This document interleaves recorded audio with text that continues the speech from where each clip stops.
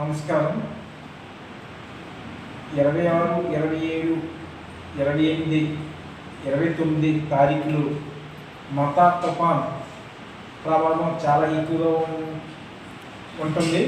దాని కారణంగా గాలులు బాగా ఎక్కువగా రావడం ఈరోజు ప్రజలందరూ కూడా అప్రమత్తంగా ఉండవలసిన అవసరం ఎంతైనా ఉంది.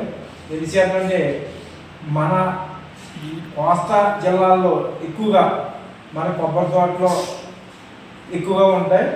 దానివల్ల కొబ్బరి చెట్టు విరిగి పడి అవకాశాలు చాలా ఎక్కువగా ఉండడం వలన ప్రజలందరూ కూడా చాలా అప్రమత్తంగా ఉండి కొబ్బరి చెట్లకి దూరంగా ఉండాలని, ఎక్కడన్నా తాటాకిళ్ళు ఉన్న ప్రజలందరూ కూడా ఉన్న బిల్డింగుల్లోకి వెళ్ళాలని మన రాష్ట్ర ముఖ్యమంత్రి వర్యులు చంద్రబాబు నాయుడు గారు పదే పదే చెప్తూ ఉన్నారు. అందరూ కూడా అప్రమత్తంగా ఉండాలని.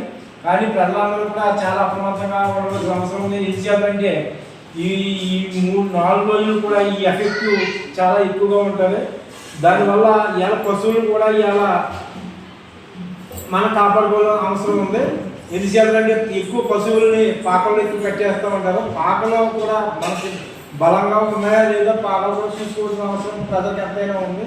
ఎందుకు చేయాలంటే పశువులు గమ్ములు మనమైతే పలముక్కి వెళ్ళాలి, పలముక్కి అంటే మనం అడగలుగుతాం. అనే పశువులు మనం ఎవరో అవి అడగలేదు కాబట్టి మనమే అట్లని తీసుకెళ్ళి ఎక్కడైనా బిల్డింగ్ పక్కన కానీ ఎక్కడన్నా మంచి రేక్ షీట్లు కానీ వాటిని భద్రపరచాల్సిన అవసరం ఎంతైనా ఉందని నేను తెలియజేస్తా ఉన్నాను. ఏం చేయాలంటే ఈ తుఫాను చాలా భారీగా ఉండే అవకాశం ఎక్కువ కనపడుతుంది కోస్తా జిల్లాలో.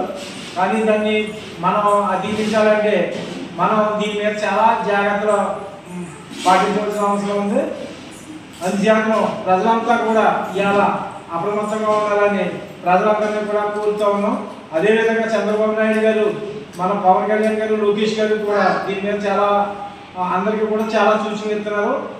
ఆ సూచనలు మనం అందరం కూడా చాలా ఇదిగా మనం పాటించవలసిన అవసరం ఎంతైనా ఉందని కోరుకుంటూ అందరికీ ప్రజలందరూ కూడా అప్రమత్తంగా ఉండాలని కోరుకుంటూ నమస్కారం.